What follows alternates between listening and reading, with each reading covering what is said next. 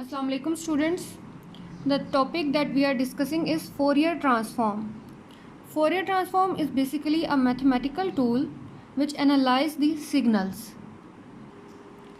ठीक है, ये हमारे पास बेसिकली इंजीनियरिंग में या फिज़िक्स में हम जो सिग्नल्स हैं उनके स्टडी करने के लिए हम एक मैथमेटिकल टूल यूज़ करते हैं. That mathematical tool is called the Fourier transform. Transform means, ये इसका मीनिंग आप लोगों को बहुत अच्छे से पता होगा. ट्रांसफॉर्म मीन्स चेंज होना. ठीक है, अब फोरियर ट्रांसफॉर्म में क्या है, transform means change from on different domains. अब अगर हमारे पास कोई डोमेन है जो कि टाइम के अकॉर्डिंग डोमेन है, तो ये डोमेन जो है वो चेंज हो जाएगी इन सम फ्रिक्वेंसी डोमेन. ठीक है, इस तरीके से किसी भी दो डिफरेंट डोमेन्स के ऊपर जो हमारे पास चेंजिंग होती है, that is called the transform. और जो फोरियर ट्रांसफॉर्म है वो किस टाइप के सिग्नल्स की स्टडी के लिए यूज़ होता है. वो सिग्नल जो है वो हमारे पास पावर सिग्नल भी हो सकता है. ठीक है, दिस सिग्नल यानी जो पावर सिग्नल्स होते हैं उनकी स्टडी के लिए भी अगर हमने उनकी स्टडी करनी हो तो उसके लिए भी हम क्या अप्लाई करेंगे, फोरियर ट्रांसफॉर्म का मेथड अप्लाई करेंगे. इसी तरह अगर हमारे पास एनर्जी सिग्नल्स जो हैं,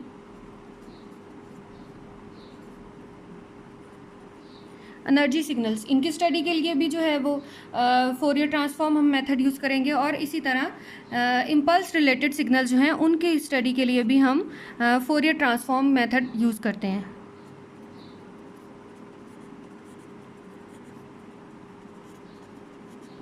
ठीक है, ये बात अब आपको अच्छे से क्लियर हो जानी चाहिए कि फोरियर ट्रांसफॉर्म का हम मैथ्स में क्या रोल है. ये आप लोग क्वेश्चन किया था कि फोरियर ट्रांसफॉर्म को हम क्यों स्टडी कर रहे हैं इन मैथमेटिक्स, क्योंकि ये एक फ़िज़िक्स की ब्रांच है, यानी फ़िज़िक्स का टॉपिक है. फ़िज़िक्स का टॉपिक इस तरीके से है कि हम डिफरेंट ये जो सिग्नल्स हैं उनकी स्टडी के लिए जो मेथड यूज़ करते हैं वो फोरियर ट्रांसफॉर्म है. मीन्स कि हम सिग्नल्स के ऊपर ट्रांसफॉर्म अप्लाई करेंगे तो वो एक डोमेन से दूसरी डोमेन में जो सिग्नल है वो ट्रांसफॉर्म हो जाएगा.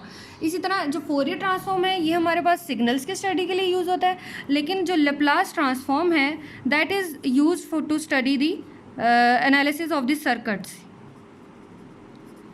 ठीक है, सिग्नल्स की स्टडी का method that is Fourier transform, और अगर सर्किट की स्टडी का जो मेथड है that is the Laplace transform. अब लेप्लास ट्रांसफॉर्म से हम फोरियर ट्रांसफॉर्म जो है वो बना सकते हैं.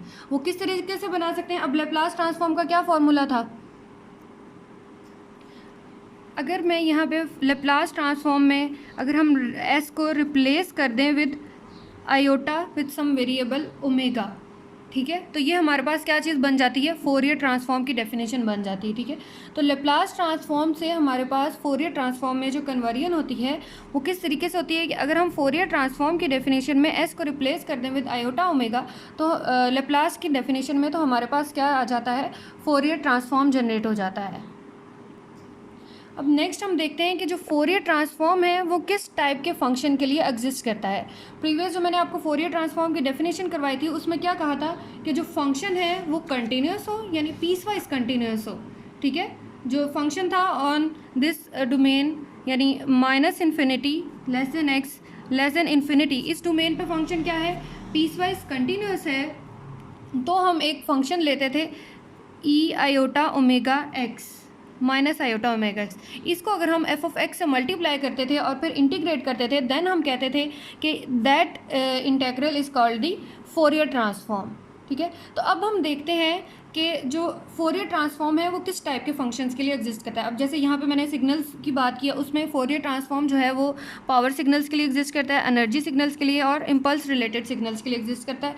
लेकिन ऐसा फंक्शन जो ना पावर हो ना एनर्जी हो उसके लिए जो फंक्शन है फोरियर ट्रांसफॉर्म वो एग्जिस्ट नहीं करता. इसी तरह जो फोरियर ट्रांसफॉर्म है ये हमारे पास नॉन पीरियोडिक फंक्शंस के लिए या नॉन पीरियोडिक सिग्नल्स के लिए जो है वो एग्जिस्ट करता है. ठीक है, जो नॉन पीरियोडिक सिग्नल्स हैं उनके लिए फोरियर ट्रांसफॉर्म एग्जिस्ट करता है, जबकि जो पीरियोडिक सिग्नल्स हैं उनके लिए फोरियर सीरीज़ एग्जिस्ट करती है.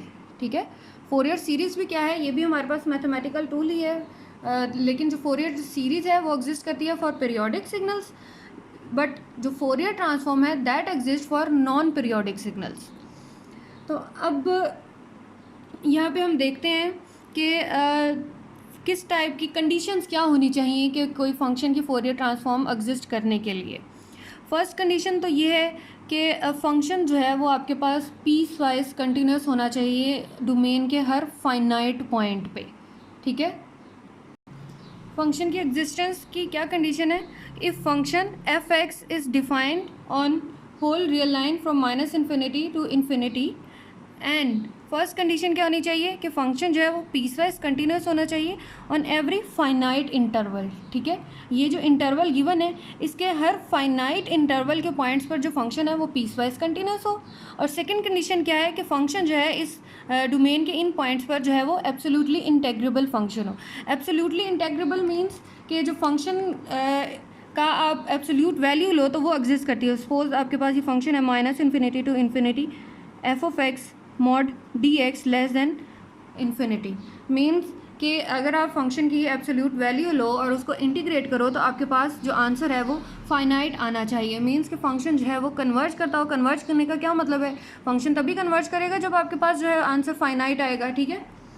तो फंक्शन जो है वो पीस वाइज कंटिन्यूस होना चाहिए और ऑन एवरी फाइनाइट इंटरवल। और सेकंड कंडीशन क्या है कि फंक्शन जो है अगर वो एब्सोल्युटली इंटेग्रेबल है, यानी उसका आप एब्सोल्यूट वैल्यू लो और वो कोई फाइनाइट आंसर देती है, देन हमारे पास उस फंक्शन का जो है वो फोरियर ट्रांसफॉर्म एग्जिस्ट करेगा, ठीक है। फोरियर ट्रांसफॉर्म की एग्जिस्टेंस की ये दो कंडीशन है। अगर ये दो कंडीशन सेटिस्फाई होंगी तो हमारे पास किसी भी फंक्शन का जो है वो फोरियर ट्रांसफॉर्म एग्जिस्ट कर सकता है। ये जो कंडीशन है ये हमारे पास सफिशिएंट कंडीशन है। These conditions are not necessity conditions, means कि अगर आपके पास हो सकता है कि एक कंडीशन सेटिस्फाई हो रही हो और जो सेकंड कंडीशन है वो सेटिस्फाई ना हो, फिर भी फंक्शन का जो फोरियर ट्रांसफॉर्म है वो एग्जिस्ट कर सकता है। या ये हो सकता है कि फंक्शन का जो फोरियर ट्रांसफॉर्म है वो एग्जिस्ट करता हो लेकिन जो ये कोई भी कंडीशन जो है वो सेटिस्फाई ना होती हो, ठीक है। तो ये हमारे पास सफिशिएंट कंडीशन है, एग्जिस्टेंस की नेसेसरी कंडीशंस नहीं है। इसका अगर आप प्रूफ देखें, गिवन हमें क्या है, if a function f x is defined on minus infinity less than x and less than infinity, and if function is piecewise continuous and absolutely integrable, then हमने प्रूव करना है कि उसका जो फोरियर ट्रांसफॉर्म है वो exist करता है या नहीं।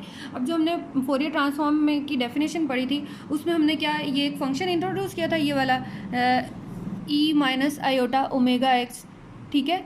तो अगर मैं इस फंक्शन को एफ एक्स के साथ इस तरीके से मल्टीप्लाई करके e minus iota omega x f x इसकी एब्सोल्यूट वैल्यू ले लो, ठीक है। यही चेक करना है ना कि फंक्शन जो है वो एब्सोल्युटली इंटेग्रेबल होना चाहिए। अब ये जो फंक्शन है एफ एक्स ये हमारे पास पीस वाइज कंटिन्यूस भी है, लेकिन अब हम इसके क्या चेक करने लगे हैं कि क्या ये फंक्शन जो है वो एब्सोल्युटली इंटेग्रेबल है कि नहीं है। एब्सोल्युटली इंटेग्रेबल चेक करने के लिए हमने क्या किया है कि जो फंक्शन हमने एक पर्टिकुलर फंक्शन लिया था ई माइनस आयोटा ओमेगा एक्स, इसको एफ एक्स के साथ मल्टीप्लाई करके इन दोनों की एब्सोल्यूट वैल्यू ले लेते हैं। तो मॉड है, मॉड जो है वो दोनों फंक्शंस पर सेपरेट अप्लाई हो सकता है according to the property of mod, ठीक है। यहाँ से क्या आ गया, मॉड सेपरेट हो गया। अब हमें पता है कि ई माइनस आयोटा ओमेगा एक्स ये किसके इक्वल होता है अकॉर्डिंग टू आइलर फंक्शन, ठीक है। ये आइलर फंक्शन है ना, तो यहाँ से हमारे पास e minus iota omega x, अगर मैं इसको साइड पे लिख लूँ, mod value that is equal to cos omega x minus iota sine omega x mod value. अब मॉड आ गया तो मॉड का क्या मतलब है कि हमने इनकी जो है वो लेंथ लेनी है, ठीक है। लेंथ किस तरीके से लेते हैं, cos omega square x plus sine omega square x and then square root. Cos square omega plus sine square omega किसके इक्वल होता है, 1 के। तो यहाँ से हमारे पास e minus iota omega x absolute value किसके इक्वल आ गई, 1 के इक्वल आ गई, ठीक है। ये देख, तो अब इस 1 वैल्यू को यहाँ पे मैं पुट कर दूँ तो यहाँ से क्या आ गया, e minus iota omega x f x mod that is equal to f x mod, ठीक है। अब नेक्स्ट इसमें क्या कर रहे हैं, क्योंकि हम कह रहे हैं कि एफ एक्स जो है वो पीस वाइज कंटिन्यूस है, एफ एक्स जो है वो पीस वाइज कंटिन्यूस भी है और एब्सोल्युटली इंटेग्रेबल भी है। इसको अगर मैं यहाँ एक लाइन लिखूँ, since f x is piecewise continuous and absolutely integrable on minus infinity less than x less than infinity, therefore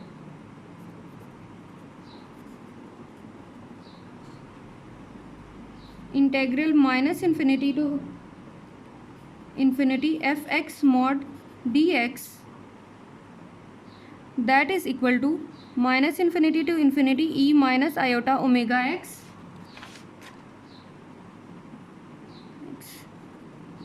F x mod d x is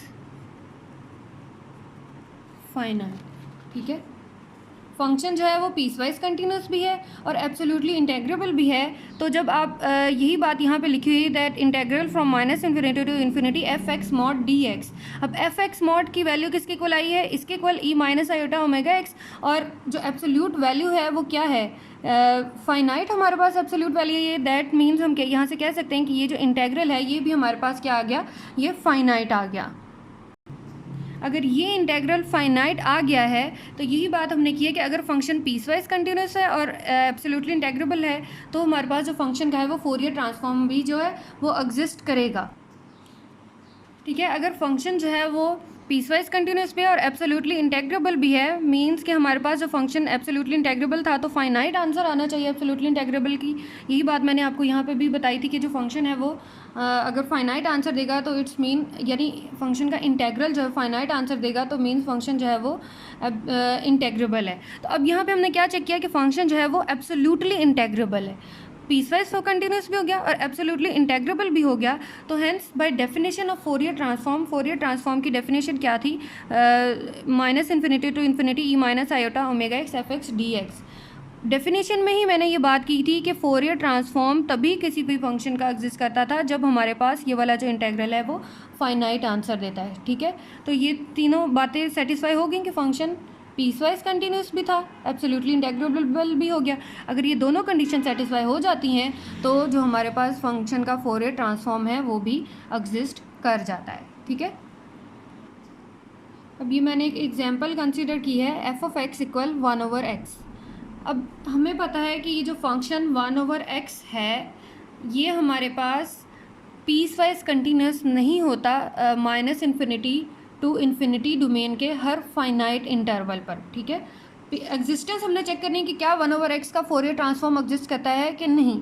तो फोरियर ट्रांसफॉर्म एग्जिस्ट करने के लिए क्या चेक कर लें, पहले आप इसकी एग्जिस्टेंस की दोनों कंडीशंस जो है वो चेक कर लें। फर्स्ट कंडीशन क्या है, ये कंडीशंस के फंक्शन जो है वो पीसवाइज कंटिन्यूस होना चाहिए on every finite interval. But 1/x जो है ये हमारे पास माइनस इन्फिनिटी टू इन्फिनिटी जो इंटरवल है, इस इंटरवल पर जो फंक्शन है ये हमारे पास पीसवाइज कंटिन्यूस फंक्शन नहीं होता। ठीक है, फंक्शन जो है ये पीसवाइज कंटिन्यूस नहीं है, तो जो फर्स्ट कंडीशन है वो फेल हो गई। अब हम सेकंड कंडीशन चेक करते हैं कि फंक्शन जो है एफ एक्स क्या ये एब्सोल्युटली इंटेग्रेबल फंक्शन है। ठीक है, फिर उसके अकॉर्डिंग देखते हैं कि क्या इसका फोरियर ट्रांसफॉर्म जो है वो एग्जिस्ट करता है या नहीं करता। अब एब्सोल्युटली इंटेग्रेबल चेक करने के लिए फंक्शन को आप क्या करें कि एब्सोल्यूट वैल्यू ले लें इसकी फ्रॉम माइनस इन्फिनिटी, क्योंकि फंक्शन डिफाइन है minus infinity to infinity 1/x mod d x. ठीक है, तो अब मॉड वैल्यू है तो मॉड वैल्यू के अकॉर्डिंग अगर मैं यहाँ से जो इंटरवल है फंक्शन को माइनस इन्फिनिटी टू इन्फिनिटी है, इसको डोमेन के डिफरेंट पॉइंट्स के ऊपर अगर मैं ब्रेक करूँ that is minus from minus infinity to 0 1/x mod d x plus 0 to infinity 1/x mod d x. ठीक है, अब हमें पता है कि एब्सोल्यूट वैल्यू, अब ये कौन सा इंटरवल के कौन से पॉइंट्स डिफाइन है, फ्रॉम माइनस इन्फिनिटी टू 0। ठीक है, अगर आप एक्स वाई एक्सिस पे देखें दिस इज़ 0, यहाँ लेफ्ट साइड पे नेगेटिव नंबर्स और राइट साइड पे जो होते हैं वो पॉजिटिव नंबर्स होते हैं। तो 1/x का ग्राफ किस तरीके से होता है, इस तरीके से होता है। ठीक है, समथिंग लाइक दिस। तो अब 0 से नेगेटिव साइड पर जो 1/x की जो वैल्यूज़ हैं वो आपके पास नेगेटिव आएंगी। ठीक है, तो एब्सोल्यूट वैल्यू ले रहे हैं ना, तो यहाँ से आ गया minus infinity to 0 minus 1/x आ गया। ठीक है, डी एक्स प्लस 0 से इन्फिनिटी। अब 0 से राइट साइड पे आपके पास जो फंक्शन की वैल्यू आएगी वो क्या आएगी, पॉजिटिव आएगी। ठीक है, तो 1/x mod value that is 1/x D x. ठीक है, अब यहाँ से अब हमारे पास यहाँ क्या आ गया है, -∞ to 0 -1/x, और दूसरा इंटेग्रल क्या आ गया है, 0 से इन्फिनिटी। बेसिकली हम क्या इसकी चेक कर रहे हैं, एब्सोल्युटली इंटेग्रेबल चेक कर रहे हैं कि क्या ये फंक्शन एब्सोल्युटली इंटेग्रेबल है या नहीं है। तो अब ये हमारे पास जो इंटेग्रल है, अगर मैं यहाँ पे फर्स्ट इंटेग्रल जो है, जिसमें सिर्फ फर्स्ट इंटेग्रल में x को रिप्लेस कर दूँ विद -y, इसको आप साइड पे कर लें, ठीक है। x को अगर मैं रिप्लेस करूं with -y in first integral, ठीक है, तो यहाँ से आपके पास क्या आ जाता है, dx that is equal to -dy। तो इसको यहाँ पे जब मैंने रिप्लेस किया, इंटेग्रल क्या है, -∞ to 0 -1/x dx। जब रिप्लेसमेंट की, अब यहाँ पे इस इंटेग्रल में when x approaches to -∞, when x approaches to -∞, आपके पास y की वैल्यू यहाँ से क्या आ जाएगी, y अप्रोचेस टू +∞। सिमिलरली क्योंकि ये नेगेटिव साइन है, when x approaches to 0 then y approaches to 0, ठीक है।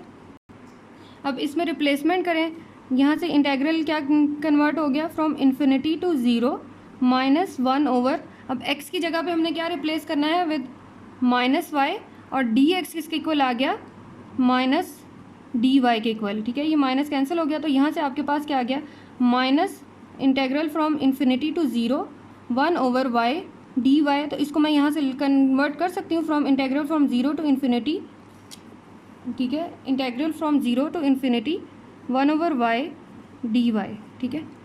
अब ये वाला इंटेग्रल और ये वाला इंटेग्रल जो है वो सेम हो गए हैं, क्योंकि ये हमारे पास इंटेग्रल्स में हम वेरिएबल्स जो हैं उनको चेंज कर सकते हैं, डिफरेंट वेरिएबल्स जो हैं हम यूज़ कर सकते हैं। अगेन अब यहाँ पे मैं क्या करूँ, y को रिप्लेस कर दें विद x, तो हमारे पास ये इंटेग्रल क्या हो गया, from 0 to infinity 1/x dx, ठीक है। तो यही वाले इंटेग्रल को अब मैं यहाँ पे सब्स्टिट्यूट करती हूँ, that this integral is becomes integral from 0 to infinity 1/x dx plus integral from 0 to infinity 1/x dx। दोनों को ऐड किया तो क्या आ गया, from 0 to infinity 1/x dx, ठीक है।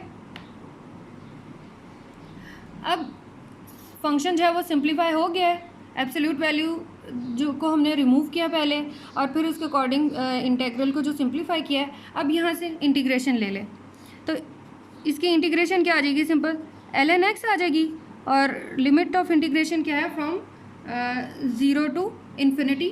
अब जब इसमें हम लिमिट पुट करेंगे तो हमारे पास आंसर क्या आता है, दैट इज़ इनफाइनाइट आंसर आता है, क्योंकि ln इन्फिनिटी माइनस ln 0 जो होता है वो हमारे पास अनडिफाइंड आंसर देता है, इसलिए हमारे पास इस फंक्शन का इंटेग्रल क्या आ गया, दैट इज़ इनफाइनाइट। मीन्स कि हमने फंक्शन की एब्सोल्यूट वैल्यू ली थी, वो आपके पास क्या आ गई, इनफाइनाइट आ गई। जबकि फंक्शन की एब्सोल्यूट वैल्यू के लिए क्या होना चाहिए कि इंटेग्रल है from -∞ to infinity f(x) mod क्या करना चाहिए, कन्वर्ज करना चाहिए। बट यहाँ पे आपके पास क्या आंसर आ गया है, अनडिफाइंड आंसर आ गया है। तो इट्स मीन कि जो 1/x है ये एब्सोल्यूटली इंटेग्रेबल भी नहीं है, ठीक है। Hence f(x) equal to 1/x is not, ठीक है, function is not piecewise continuous on -∞ to infinity because it is infinite at x equal to 0, ठीक है। x इक्वल टू 0 पे 1/x जो है हमें इनफाइनाइट आंसर देता है, इसलिए फंक्शन पीसवाइज कंटिन्यूस भी नहीं है, और ये फंक्शन जो है वो एब्सोल्युटली इंटेग्रेबल भी नहीं है ऑन -∞ टू इन्फिनिटी। वो किस तरीके से नहीं है, ये अभी यहाँ पे मैंने आपको प्रूव करके दिखाया। अब फंक्शन की एग्जिस्टेंस की ये दोनों कंडीशंस तो फेल हो गई, ठीक है। फंक्शन की एग्जिस्टेंस की क्या कंडीशंस थी कि फंक्शन जो है वो पीसवाइज कंटिन्यूस भी हो और एब्सोल्युटली इंटेग्रेबल भी हो, फिर उस फंक्शन का जो है वो फोरियर ट्रांसफॉर्म एग्जिस्ट करता है। लेकिन अब 1/x के लिए क्या है, दोनों कंडीशंस फेल हो गई, ना तो ये पीसवाइज कंटिन्यूस है और ना ही ये एब्सोल्युटली इंटेग्रेबल है। लेकिन जो 1/x है इसका हमारे पास फोरियर ट्रांसफॉर्म एग्जिस्ट करता है, ठीक है। यही चीज़ मैं आपको डेफिनेशन में स्टार्ट में कही थी कि ये जो एग्जिस्टेंस की कंडीशंस हैं ये हमारे पास सफिशेंट कंडीशंस हैं, these are not necessary conditions. अगर नेसेसरी कंडीशंस होती तो फिर अगर ये दोनों कंडीशंस फेल हो गई थी तो हम डायरेक्ट कह सकते थे कि इसका फोरियर ट्रांसफॉर्म 1/x का जो है वो एग्जिस्ट नहीं करेगा। लेकिन अब चूँकि ये कंडीशन जो है ये सफिशेंट कंडीशन है, इसमें हो सकता है एक कंडीशन सेटिस्फाई हो जाए और दूसरी कंडीशन फेल हो जाए, उस केस में हो सकता है फोरियर ट्रांसफॉर्म एग्जिस्ट कर जाए, या ऐसा भी केस हो सकता है कि फोरियर ट्रांसफॉर्म एग्जिस्ट ना करे, या अब ये केस आ गया कि इसमें दोनों कंडीशंस जो हैं वो फेल हो गई हैं लेकिन इस फंक्शन का जो है वो फोरियर ट्रांसफॉर्म हमारे पास एग्जिस्ट करता है। अब फोरियर ट्रांसफॉर्म किस तरीके से उसकी एग्जिस्टेंस चेक करनी है, डेफिनेशन अप्लाई करते हैं इसके ऊपर फोरियर ट्रांसफॉर्म की।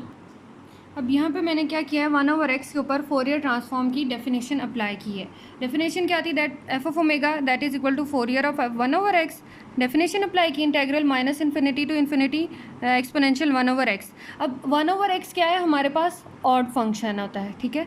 तो ऑड फंक्शन का मैंने आपको बताया था कि अगर f of x odd function आ जाए तो उसके अकॉर्डिंग उसका फोरियर एफ ऑफ ओमेगा किसके इक्वल होगा, वो इसके इक्वल होता है -2 iota 0 to infinity f of x sine omega x, ठीक है। ये रिजल्ट जो मैंने आपको खुद करने के लिए दिया था, तो उसके करस्पॉन्डिंग एफ ऑफ एक्स अब यहाँ पे क्या है, ऑड फंक्शन है, तो एफ ऑफ एक्स की जगह पे हम लिख लेते हैं 1/x। तो यहाँ से क्या आ गया, -2 iota 0 to infinity sine omega x over x d x. अब इसके बाद जब हमने इस फंक्शन को इंटीग्रेट करना है, sign omega x over x को आप इंटीग्रेट करें और उसके बाद जब लिमिट ऑफ इंटीग्रेशन पुट करेंगे तो हमारे पास कोई ना कोई जो है ये फाइनाइट आंसर आ गया। तो इट्स मीन के 1/x का जो है वो फोरियर ट्रांसफॉर्म एग्जिस्ट कर गया है, क्योंकि फाइनाइट आंसर आ रहा है, इट्स मीन के 1/x का फोरियर ट्रांसफॉर्म एग्जिस्ट कर जाता है। F 1/x is not piecewise and absolutely integrable but it's Fourier transform exist. Similarly अगर मैं यहाँ पे एक फंक्शन लेती हूँ, सेकेंड एक एग्जाम्पल देख लें, f of x equal to x मैंने एक फंक्शन लिया है। ये एफ एक्स जो है ये हमारे पास कंटिन्यूस फंक्शन भी है, ठीक है, लेकिन जो एक्स है ये हमारे पास एब्सोल्युटली इंटेग्रेबल फंक्शन नहीं होता। This is not absolutely integrable on -∞ less than x less than infinity. Similarly 1/x का जो है हमारे पास फोरियर ट्रांसफॉर्म भी एग्जिस्ट नहीं करता, ठीक है, क्योंकि जब हम इसका फोरियर ट्रांसफॉर्म लेते हैं तो हमारे पास आंसर क्या आ जाएगा, इन्फिनिटी आ जाएगा। इसको आप खुद से भी सॉल्व करके देख सकते हैं।